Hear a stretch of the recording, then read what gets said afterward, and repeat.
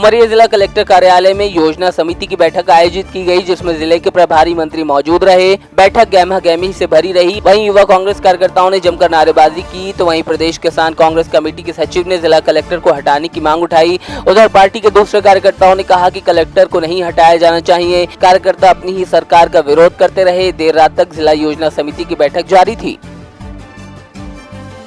मध्य प्रदेश में कांग्रेस पार्टी की सरकार बनने के बाद पिछले विगत सप्ताह में लगातार रेत माफियाओं द्वारा 3 हत्याएं की गई और हत्याओं को छुपाने का प्रयास किया गया। ये हत्या करने वाले लोग उत्तर प्रदेश से हमारे उमरिया जिले की सीमा पर, चाहे वो किसी भी तरीके की स्टॉक हो या खदान हो, वहाँ पर लगातार 10-10, 15-15 पोकलेन मशीन से अवैध उत्खनन किया जा रहा है। इन सब के पीछे नीलेश सोमवंशी, विवेक सोमवंशी उत्तर प्रदेश और सुरेंद्र सिंह चौहान जो कि मध्य प्रदेश का निवासी है और भारतीय जनता पार्टी का कार्यकर्ता है, ये लगातार अवैध रूप से स्वघोषित खदानों का संचालन कर रहे हैं। अब भारी मात्रा में उमरिया जिले की रेत को अवैध रूप से बेच रहे हैं। हमारे जो माननीय कमलनाथ जी की सरकार की जो हमारी योजनाएं हैं वो धरातल में कितना पहुंच पा रहे हैं, लोगों की क्या ज़रूरत है, उस पर हमारी सरकार को क्या करना चाहिए, इन सब विषयों पे हमारी वहाँ जनप्रतिनिधि हैं, सबसे चर्चा भी होगी। हमारे जैसे बरसात आ गई, बरसात में स्वास्थ्य की व्यवस्था है, शिक्षा की व्यवस्था है, कृषि की व्यवस्था है और साथ में पेयजल की व्यवस्था है।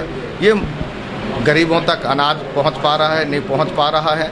ये सभी विषय हैं जो मूलभूत ज़रूरत के विषय हैं, इन पे चर्चा होगी और जो विभागों के जिम्मेदारियां हैं उस पर भी चर्चा होगी और ज़िले के विकास में प्रशासनिक जो मदद होती है वो कैसे हो सके उसके लिए भी हम कोशिश करेंगे। वरिष्ठ विधायक सुश्री मीना सिंह जी ने उमरिया ज़िले में जो अवैध खनन चल रहा है उसके विषय में मुद्दा उठाए और पानी को लेकर एक बदार बांध है उसको लेकर बहुत सारे मुद्दे हमारे विधायक महोदय ने उमरिया जिले को उठाए। खाद्यान्न जो बेचारों अंगूठा जो इस समय सोसाइटियों में लगवाया जा रहा है, अंगूठा एक्सेप्ट न होने के कारण हमारे उपभोक्ता बिना खाद्यान्न लिए लौट जाते हैं। उस विषय पर भी हमारे विधायक महोदय ने मुद्दे उठाए। आपकी तरफ से क्या उठाया? जो भी मुद्दे थे हमारे एक ही मुद्दे बना के हम लोगों ने मैडम सुश्री विधायक जी की ओर वो करके हमने क्या बोली, हम फिर भी बोलेंगे पीछे से। जी, गहमा गहमी हुई है। कुछ